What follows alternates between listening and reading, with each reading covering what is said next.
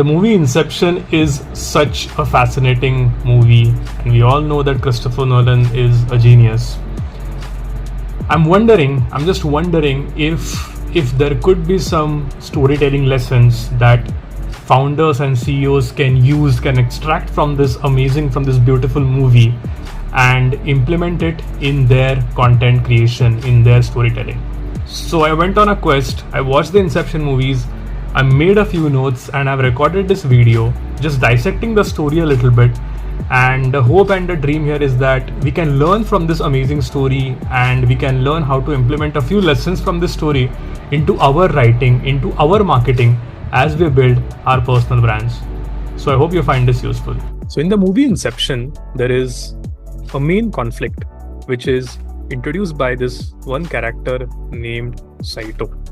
And Saito essentially wants that this is his current state, and he wants to go to a desired state. This is Saito. This is his desired state. What is the problem though? The problem is that there is a certain Mr. Fisher. So it's the problem, that's why I'm keeping it in red. Mr. Fisher is on his deathbed, and his son, Robert Fisher, is going to inherit all his wealth, the entire company, basically. And Saito is not cool with it. Saito is not cool with it because he is running a competitor organization. And if at all Robert inherits this complete company, this complete infrastructure, this complete, what do you want to call it, from his father, then Saito and his company is going to be in a state of crisis. So that is the problem that Mr. Saito wants to overcome. To overcome this problem, he recruits a group of people. And one of the main characters in this group is known as Cobb. And we will get into Cobb, and we will get into all the struggles that he goes through.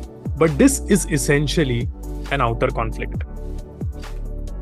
And the reason I wanted to talk about this outer conflict is because every story typically has an outer conflict. An outer conflict is the conflict that we see. For example, Godzilla attacks the city. For example, you go to the Jurassic Park and there are dinosaurs trying to attack you. For example, in Kung Fu Panda, there is this one, I don't think it's the tiger, but some animal who is coming to attack everyone, and the whole world is in danger. So there's always this outer conflict. And in this particular case, the outer conflict is being faced by Saito, but not just Saito, but that he has recruited. They all face this problem now. They have to change Robert Fisher's mind. They have to ensure that Robert doesn't inherit the complete organization, the complete company from his father. And so their plan to overcome this particular crisis is through Inception. They plan to incept this idea into Robert Fisher's mind that, hey, I don't need to inherit everything. I need to be a self-made man, and I will start my ventures from scratch. So I won't go into the details of how they plan to do it and the whole dreams and all those technicalities, because you have seen the movie. And that's not really the intent of this video.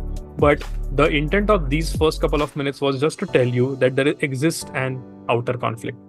Now let's zoom into one of the main characters of this story, which is Cobb. Okay, now just like Cobb has an outer conflict that I told you about, Cobb is also going through an inner conflict. Let me tell you what that looks like. Cobb essentially wants to be with his children.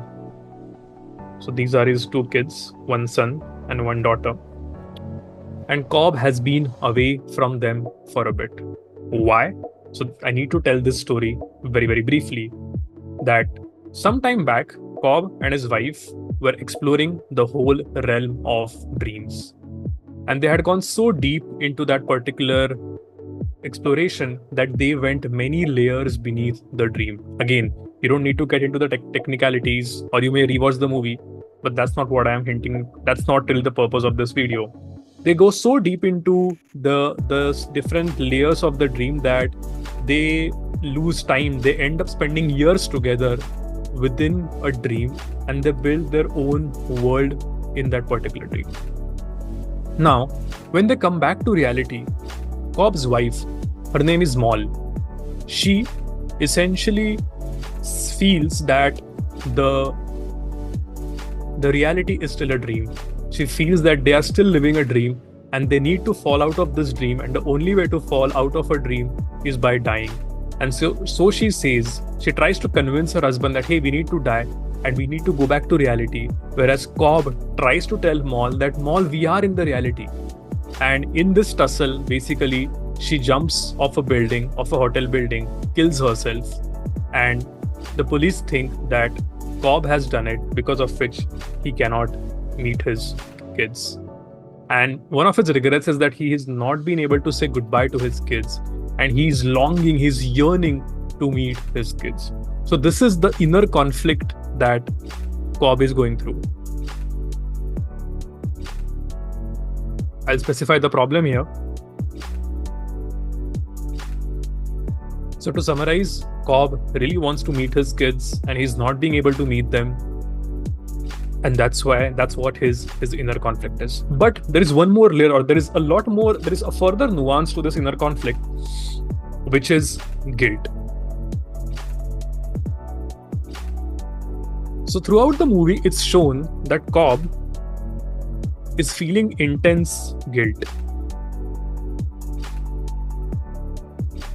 And the reason Cobb is feeling intense guilt is because he holds himself responsible for Moll's death.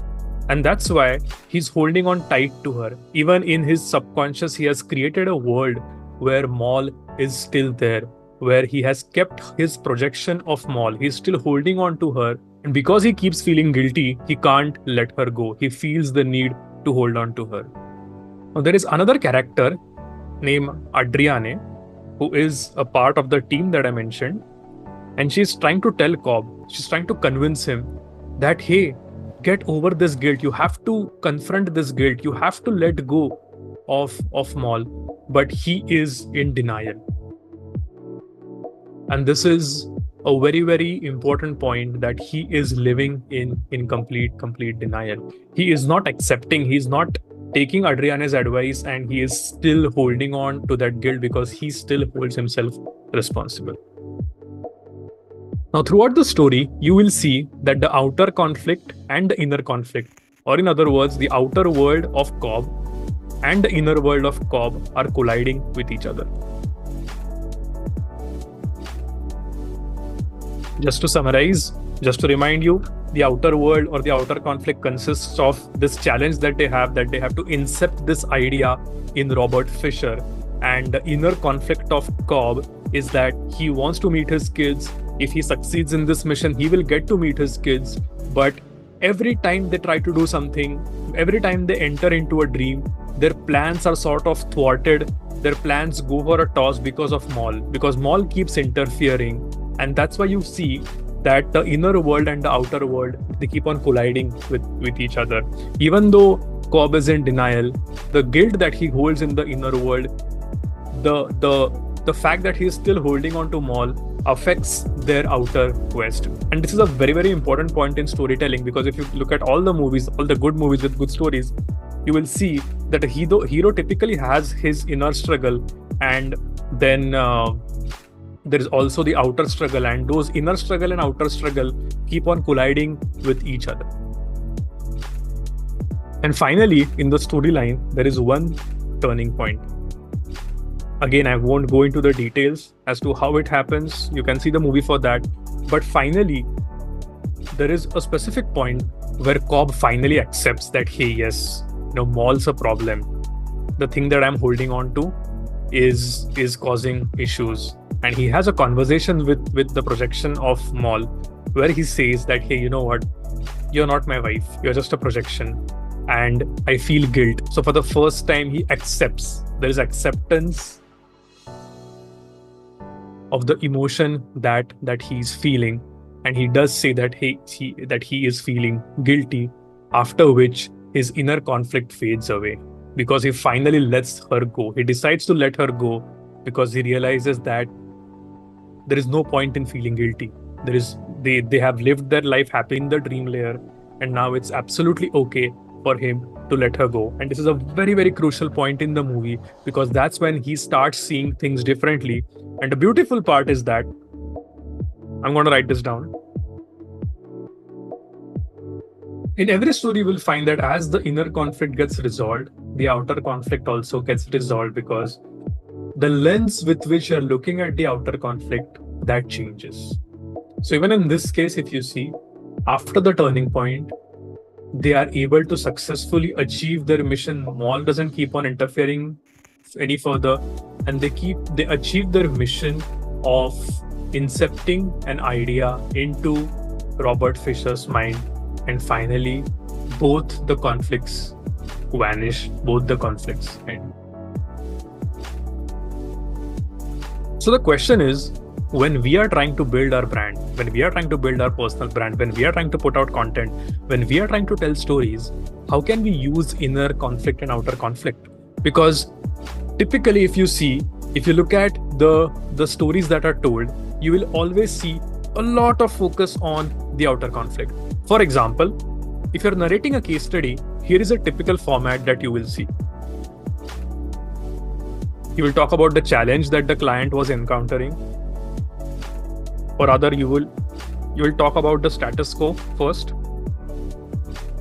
Then you will talk about the challenge that the client was encountering. Then you will talk about how you overcame that challenge. And finally, you talk about resolution. So for example, my client was overweight. That's the status quo. He was being ridiculed by everyone in his office. That's the challenge. He then decided to go on a diet. That's the overcoming part. And the resolution is that he was able to lose weight. This is obviously a very, very simple story. But if you look at most of the case studies, most of the stories that are told, they sort of glorify the hero. One who is telling the story, is he or she is being glorified. Because it's uncomfortable to talk about the inner conflict, which is a very crucial point. It's uncomfortable to talk about the inner conflict, and because of which we only focus on the outer conflict. We only focus on how we helped ourselves or how we helped the client get better through this particular framework. And my argument here is that if you don't tap into the inner conflict, if you don't talk about how your inner world changed, again, a crucial point. If this is your inner world, I want to know how this inner world changed. How did you start looking at something differently, because of which now your outer conflict also got resolved? So going back to the same weight loss example, instead of simply saying that there was a status quo, instead of simply saying that there was a status quo, there was challenge, and then there was overcoming of the challenge, and then there was resolution, you add one more layer here.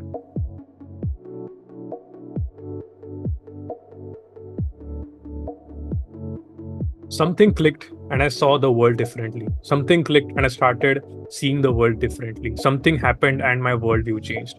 So in the example of weight loss, you could possibly say that the client was fed up with his weight, and he had been overweight his entire life. That is the status quo. The challenge is that the client was being ridiculed by his office team. Then you could probably say that, okay, you started overcoming the challenge by giving him, let's say you are a nutritionist and you started giving him a good plan of nutrition. You gave him a very, very rigorous plan, and still his struggle continued. Still, even with this plan, he followed it for 5 days, but beyond which he could not control. And you kept being very hard on him, on this client. You told him that, why aren't you losing weight? Why aren't you following this diet? And then something happened. Something happened which made your client realize. So instead of just saying that, okay, I am an overweight person and I have been an overweight person since my entire life, and then one of my colleagues made fun of me, and then all of my colleagues started making fun of me. That's the challenge part. So I decided to go to a nutritionist, and that nutritionist gave me this very rigorous plan. That nutritionist gave me all these fancy ingredients that I should have in my diet. I was very inspired. I was very motivated. And then I followed the diet for exactly 10 days, after which I gave up. It was just too hard. I was just not being able to do it. And then I blamed myself further. And then I went into an abyss. I was a failure. I was a complete failure. And then it hit me. I realized that I was not being compassionate to myself. I'm compassionate to others, but I'm not being compassionate to myself. I am trying to find this very hard path. I'm looking at this very hard diet to follow, and I'm realizing that it is not sustainable. I need to be kind to myself, and I need to have a diet that is sustainable, that I can carry on forever and not just for 10 days. This is, by the way, the turning point, because now I'm seeing the world differently. Now you can say, okay, and after that, I completely changed my diet. I started taking things easy. I went for a diet which is much more sustainable. And now I have finally lost weight, but more importantly, I am happy. I'm a lot kinder to myself. If we are able to tell this kind of a story in our emails, in our LinkedIn posts, in our presentations, our personal brand will resonate a lot more than just talking about the outer conflict. Okay, so the next time you tell a story, make sure that you introduce an inner conflict, because that will make it much more interesting. Thank you.